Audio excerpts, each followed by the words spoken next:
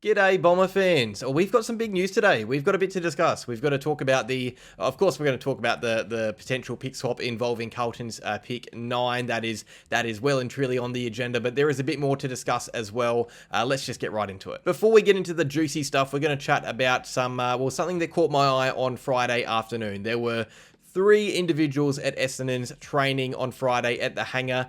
Zach Merritt was, of course, there as well. But the more interesting thing that caught our eye was, it was posted by Patrick Ryan and Charlie Dons, who were both at the training session. And then, of course, mainstream media picked it up. But there were three potential draftees in attendance, invited by the club to attend and tour the facilities. Those three draftees were Sullivan Roby, Xavier Taylor, and Lockie Doveston, all Eastern Rangers teammates, part of that grand final winning team for the Eastern Rangers. And this is interesting. So these guys were seen in the stands at the Hangar watching training unfold. They were seen talking to some players. There's a photo of, I think, Sullivan Roby and Isaac Kako. They toured the facilities. They had a good time there. What's interesting about this is that this doesn't really happen too much. Draftees will often visit facilities, on behalf of the AFL Academy. Cooper Duff-Tytler trained with us earlier in the year, but you don't often see potential draftees visit training sessions, official training sessions, AFL training sessions, less than a week before a draft. Usually when a club is going to talk to these players and interview them, it will be at the Combine or at, club-specific events for the Talent League or those State League clubs, or it'll be at home. There will be lots of home visits. There's, of course, that famous story about Dyson Heppel receiving a visit from the Bombers, Adrian Dodoro and James Hird at his caravan park. But you don't usually see a group of players attend a club's training session, at least not this, soon before the draft. This is, you don't hear about this too much. It's also interesting because it comes a few days after Mr. Callum Toomey on Gettable reported that the Bombers were not as keen or not putting as much time into Xavier Taylor as other teams in that range, because obviously he was one of the players in attendance at the Hangar. It's also interesting because there's a few other players that weren't spotted. It's not like the Bombers just invited a group of Eastern Rangers teammates to visit. Oscar Taylor wasn't there. Ollie Greaves wasn't there. And there's, you could argue that both those players are above Lockie Doveston on some draft boards. In fact, Oscar Taylor, is being picked to be taken as high as GWS at pick 13 or 14. Ollie Greaves could go early as well. So it's not like the Bombers were just inviting players in their draft range. They clearly invited a specific, amount of players and a specific bunch of players that they probably like heading into the draft. And it's really interesting because Lockie Doveston, of course, is the same position as Hussein Elachkar and Adam Swade. Taking him would maybe derail those plans a little bit, and I'll talk about that in a second. But yeah, this doesn't mean heaps, realistically. This is just an interesting story. It's not something that we need to, take as gospel. We're probably not going to have access to some of these players anyway in the draft. I'm sure Sullivan Roby will probably be gone with Richmond's selections, but it's still interesting. It's a club trying a different strategy to get closer to these draft prospects and maybe learn a bit more about them before the draft. Clubs do things different ways. Some will go with just a phone call. Essendon, I guess, are inviting players to training to attend and meet some of the players before the draft, which I find interesting. Okay, let's just get into the pick 9 chat, because this is juicy. This is some juicy stuff. So obviously Essendon have been a club wanting to attempt to move up the draft board in 2025, package some of those later selections together to move up the order and get another high quality pick in through the doors. There was lots of talks about Gold Coast pick 15. If not that, it would be Gold Coast pick 18 or Brisbane's pick 17. On Wednesday afternoon or Wednesday morning, Lum Toomey, reported that the Bombers were one of the clubs interested in Carlton's pick 9. And just yesterday, Saturday evening, it was then reported or tweeted out by Mr. Lum Toomey that Carlton would be trading picks 9 and 11 away, and that the Bombers were the front runners for pick 9. So there were a couple of tweets from Cal Toomey. The first one reads, Carlton's picks 9 and 11 are on the move. That is him suggesting that they are moving, not him thinking they will. Essendon is the front runner to land at number 9, using its picks late in the first and early in the second round. He then later on, he also talks about North Melbourne being in line to get pick 11 as well. But he later on suggests that the Dons could also look to get a late pick back as part of a swap to be a backstop pick that they could use for matching a Swade bid if it is in the right range. Of course, Essendon's plans to get pick 9 or 11, in this case 9. It might derail plans to match bids on both our academy prospects, Adam Swade and Hussein El Achkar. The suggestion here is that the Bombers would be trading picks 21, 27 and 30, I think, to the Carlton Blues for pick 9 and some later selections. This would not only give the Bombers a better draft hand early, it would give us picks 5, 6 and 9, but it would give Carlton more points to match a bid on Harry Dean, and that is why they're moving those selections away. It's the same deal as what we did with Isaac Kako last year, where, moving a pick that could be eaten up in a bid to get capital to match that bid. But in this case, Carlton will also be getting some future selections, not from us, but from North Melbourne for next year's draft when they need to match a bid on Cody Walker. They've got a few high-end prospects tied to their academy or father-son, which is really good for Carlton. We don't care about the Blues. This isn't everything Carlton. Just clarifying, this is not confirmed. This is rumoured and reported by Cal Toomey. Anything can change in the next few days. We are still 3 or 4 days away from the draft. Anything can happen in that time. Carlton might suggest, decide that they want to backflip and keep those selections to eat up a bid. But the good news is, Cal Toomey is a very trustworthy source when it comes to draft news. He's not only reporting that the Blues are trading those selections away, but that the Bombers are the front runners to land one of them, pick 9, and that would be incredible. That would be a fantastic selection to add to our draft hand, and it's a really funny one because if you think back about a month ago, Essendon were chatting to, actually they weren't chatting to Hawthorn. Hawthorn offered Essendon a trade offer on the eve of the deadline of trade period, and that offer, the centerpiece of it, was of course pick 9, which then the next day they traded to Carlton. That pick 9, which we would have received for if Zach Merritt was to have left the club, could now be in our hands even with Zach Merritt staying. And that, I guess, if that was to be the case, shows you how, I guess, unattractive that trade offer was from the Hawks. This was always, the Bombers were always going to look to move up the order. There was always a possibility of moving up the order. We've got a very good draft hand, and the fact that we can get that pick regardless of a Zach Merritt trade shows you that there really wasn't too much value in it, and it shows you why the club really decided against it, which I think, it was a good move in hindsight. Even before hindsight, it was a good move. But yeah, this is really interesting, and I think it's a great way for the Bombers to boost their early draft value and get some players in through the doors. I'll talk about targets in a second and who we could be looking for.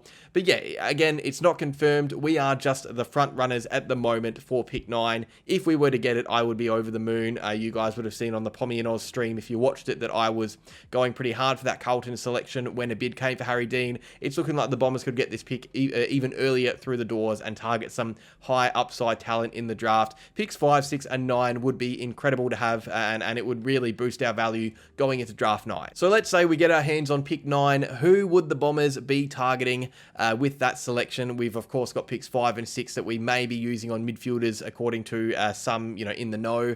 The pick 9 is a great one because this is a range of the draft where it really opens up and you can attack a needs base, and there are some players that the Bombers have been looking at regardless of pick 9 as well, even with some of our earlier selections. So there was of course talk that the Bombers were not only keen on Sullivan Roby, Xavier Taylor, Dyson Sharps and Sam Cumming, but also Aiden Schubert and Jacob Farrow. So I think the first two players we have to talk about here are those two. Aiden Schubert is a big one. The Bombers are really keen on him. They've put a lot of work into Aiden Schubert and spent a lot of time with him and thinking about him, whether it was with picks 5 or 6 or later selections. Either way, the fact is now, if we do get our hands on pick 9, Aiden Schubert will likely still be on the board by that range.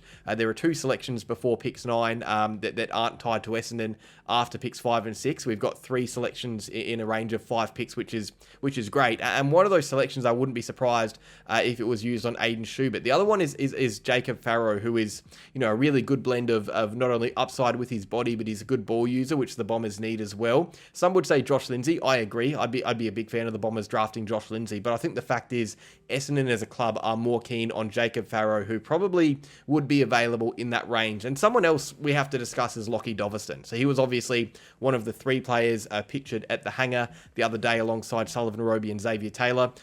Look, there's of course a chance we draft all 3 of them. I think it's a very unlikely chance. I think, one of Taylor or Roby will be taken by the Tigers with picks 3 or 4. Probably both of them, or possibly both of them, I should say. But Lockie Doveston as a prospect, being invited to that training session, of course he's in that range of the draft. It's a small forward, so it maybe puts a bit of pressure and a bit of fear into Hussein El Achkar and Adam Swade, and a potential for a bid not to be matched there. But you gotta respect the club if they choose to select Lockie Doveston in the open draft and pass on one of those NGA players, because Doveston himself is a fantastic draft prospect and one that would make the club better going forward. They're just a few options. Doveston, Farrow and Aiden Schubert. Those three could easily be picked with pick 9 in the draft. You've also got Josh Lindsay, who I spoke of before as well. Noah Hibbins-Hargraves even. That range of the draft really, really opens up. There are some high-end players in this draft, not too many, but a few of them. And after they're all gone, that's when you get all the needs-based players being picked. And I'll talk about the Bolters in a sec, because it's a really interesting draft in that respect. But the good news is the Bombers would have some targets in their mind with pick 9, and there's quite a few to choose from. So just on draft Bolters, because this is a very interesting draft and a really hard one to predict, because the top end talent isn't there as much. I think there are, I've always said there are the four horsemen of the draft apocalypse. There are just a few players who I think are, in that range of best available talent. But once you get past those players, it is really even, and that's where you got clubs, going for a needs base. There'll be plenty of clubs just drafting players they like, even if those players aren't liked by other clubs. Sam Grill is a good example of that, and that's really early in the draft. He could be taken as early as pick 3 or as low as, pick 14 or 15. There are, Richmond could take him really early because they like him and they need a bit of pace off halfback, but Essendon might pass on him if he was available. Melbourne might pass on him if he was available. Even, Hawthorn and GWS might do the same. Probably not GWS, but yeah, it shows you that there are going to be clubs who just draft based on what they need and like. If you like a player in this draft, it is just worth going for them, because the talent is so even. It's a really even range once you get past those really talented players early. Another player added to this really recently, and this has shocked me a little bit, is Cameron Nairn. So here, Cameron Nairn is a South Australian forward wingman type. He kicked 7 goals in a championship game. It was an incredible game. He's viewed by most as a player in that 20 to 30 to 35 range of the draft. Some would say probably the 30s. But he's been invited to night 1 of the draft officially. And why that is interesting is because only 12 other players have been invited. That means Cameron Nairn is the 13th player invited. He's invited ahead of players like Aiden Schubert and Josh Lindsay and Mitch Marsh and other high-end players. The fact that Cameron Nairn is invited, about a day or two after it was announced that Melbourne were, putting some time and effort into him and, monitoring him for those early selections, to me it suggests that Melbourne could act early on him. And why that's interesting is because it allows the Bombers to be a bit more creative with their draft hand. I don't think the Bombers would be selecting Cameron Nairn if he was available with pick 9 after the Melbourne selections. Same with Sam Grill. I don't think we'd be selecting Sam Grill with picks 5 or 6. So if these players are selected early, it means that others that the Bombers could like earlier could slide to them. That's why I think Xavier Taylor could be a great option if Sam Grill is taken by the Tigers, because I think he is too good to be taken by the Bombers. I think he should be taken by Richmond earlier. Same with Sullivan Roby if he slides. But if Cameron Nairn is to be taken by Melbourne with those selections before pick 9, I think it really opens the door for the Bombers to be taking a Jacob Farrow or an Aiden Schubert or someone in that range. It's really interesting because I think most would say Cameron Nairn is probably a draft prospect outside of that top 20, with all due respect to Cameron Nairn. I think there is upside, but there are better players in this draft. And that's not just me saying that. That is just a consensus viewpoint. But the fact that he's inside this, he's invited to night 1 of the draft. He can probably go up there and get his, jumper handed to him by a legend of whatever club he ends up at. It suggests that there are clubs interested in him. That just doesn't happen. Club players aren't invited in the 30s range, especially on Tumi's mock, to the night 1 of the draft because, for no reason. It suggests that there are clubs interested in Cameron Nairn, and I think the main club there is Melbourne, which is good because it's right before our pick with pick 9 if we do get it through the Carlton trade. And this, by the way, shows you all the moving pieces with the draft. Like, we're talking about one player being invited to the draft ceremony, and that already changes our plans quite a bit because it could give us a little boost if one of the players that, was potentially heading to Melbourne before Cameron Nairn came into the picture, he could be available. Could that be Jacob Farrow? Could it be Aiden Schubert? Who knows? Before we go, we have got a little list update. So obviously the Bombers were taking 5 players in this draft at most, and we've got 1 rookie list spot available. There was a bit of tinkering that the Bombers had to do in the off-season because we actually had 10 or 11 listed rookies thanks to the mid-season draft and the dual SSP players that we got as well. So we had to cut a few of them. Oscar Smart and Jai Minzy were a couple. There might have been some more as well that I can't think of. We also had to add some to the senior list to allow ourselves to have more, rookie list spots available or rookie list spot available to play with in the case of, Will Setterfield's delisting and possible relisting, or maybe an SSP option, or maybe the hope of Hussein El-Achkar sliding to the rookie draft. So those players that were added to the senior list recently were Jackson Pryor and Vigo Vicentini. So this was rumoured about a week or two ago that the Bombers were going to be adding these guys to the senior list. They have been officially upgraded to the senior list, which is good for them. It doesn't mean heaps anymore, not really. Like there was a time where being on the rookie and senior list was a huge difference, and clubs, really had to think about who they were adding there and taking away. Now it impacts the draft more because it means the Bombers in this case can take 5 more senior listed players and 1 more player either in the rookie draft or added to the rookie list. But the good news is Jackson Pryor and Vigo Vicentini have been upgraded to the senior list. They should be very happy with that. But Bomber fans, that is all I've got to discuss today. We've got plenty more to come. I'm sure there will be plenty more to come in the next few days as we lead into the draft. Really interesting times ahead. Really big times for the Bombers. This is a crucial point in our I guess club's history going forward. This will dictate whether we are a big club going forward or if we are going to be stuck down the bottom again like we have been for the last 20 years. I've got faith in Rosa, but it's nerve-wracking, isn't it? We're getting to that stage where it's gone from exciting to nerve-wracking. But adding pick 9 would be huge. Let me know down below who you would target with pick 9, what you would want the Bombers doing if we do add that to our arsenal. But yeah, that's all. Cheers for watching, guys. Remember, I'm going to be in a few places next week. I'll be on Bomber Banter on Wednesday night with Fiona, live streaming night 1 of the draft there. That should be fun. I will be with the True Footy boys over on True Footy on night 2 of the draft Thursday with Dylan and Jesse. That should be good fun as well. Probably not as fun for Essendon fans because we'll be doing most of our work on night 1 of the draft, but still tune into that if you want to see me yap on with those guys. I think I'll be with some old friends as well, potentially on, I don't mean old as in age, I mean old as in I haven't seen them in a while. Absolutely Essendon. I might be with Absolutely Essendon on Friday as well, reviewing the draft. I think that's almost confirmed. I'll have to double check that. I hope so, because I've thrown them under the bus if it's not. But yeah, that is all, guys. Cheers for watching. Plenty more to come. Like if you enjoyed, subscribe if you're new, comment down below what you would be doing with pick 9, and as always, go Bombers.